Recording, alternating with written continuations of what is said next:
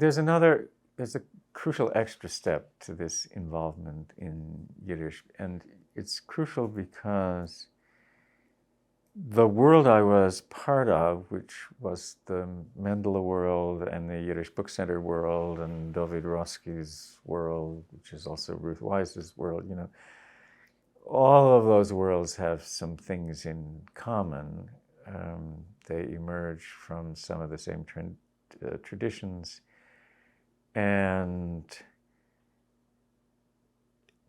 the same books or writers are central to them. They're richly complicated people and they have different tastes, but it felt in some way like a homogeneous world, which I was eager to get more into and to know better. What happened then, though, was that by way of Marion Atroth, whom I mentioned earlier, who'd been in this reading circle called the Chaliastra, the gang, I learned about the existence of some Europeans writing about Yiddish literature from perspectives very different from the ones that I knew about. Marion's own perspective, I think, is different from the David and Ruth and Aaron show. And I know that they're all different, but there's also a lot of connectedness among them. What happened was that I saw announced as a talk at this symposium, this European symposium that alternates between Düsseldorf and Trier, a talk being given in German on Christ imagery in the poetry of Itzik Manger. And I'm interested in that because there's this surprising phenomenon when you look at Yiddish literature before the Shoah, which is that a lot of Yiddish writers think that they can write about Christian themes. It's all open to them, right? It's this, and a lot of American writers in particular find it intoxicating, but not just the scandalous works like Sholem Asch's The Nazarene, but also Anna Margolin's cycle of poems called Mary. Anyway, so I wrote this person, Efrat Galed,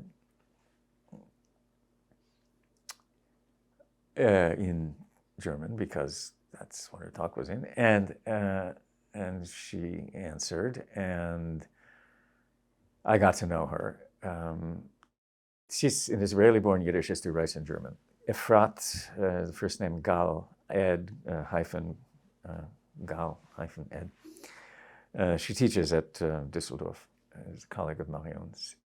But she turned out to be this fanatical, in the best sense, scholar, a ransacker of archives and a graphic artist before she was a scholar of Yiddish who designed everything in her articles and in her astonishing pattern-breaking biography of Itzik Manger.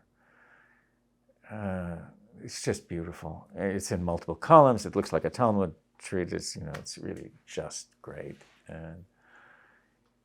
And she brought a perspective to my thinking about Yiddish that I just didn't have. She comes from a more,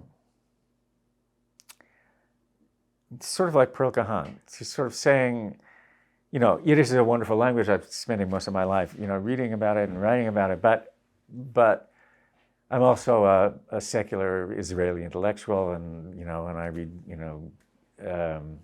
Peter Weiss on the aesthetic of resistance, and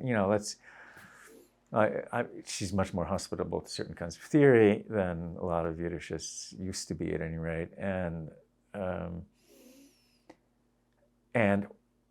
has an absolute need to be precise in date, in place, in philology, and I found her work exhilarating. And she also is the person who invited me for the first time actually to write about Yiddish literature as opposed to writing about translations of Yiddish literature. And I thought, oh dear, how am I going to do that? Because it's easy to talk about translations, right? You compare the original and the translation, and you say this or you say that, and you say yay or you say boo, whatever. But Efrat was inviting me to write about some text, and that felt scary. But I did because the text, it was one of Itzik Manger's poems, the first of the Chumash Lieder called Even the Apple Tree, Chava der Appelbaum, which I think is a really great poem, and I turned out to have a lot to say about it. So that part of me, the part that writes about Yiddish, came in late, at the very last moment by way of an invitation from Europe. Anyway, that's, so in some sense that's where I am now. If the University of Texas Press had found the money, I'd be busy translating Efrat's book, but it didn't, so I'm not.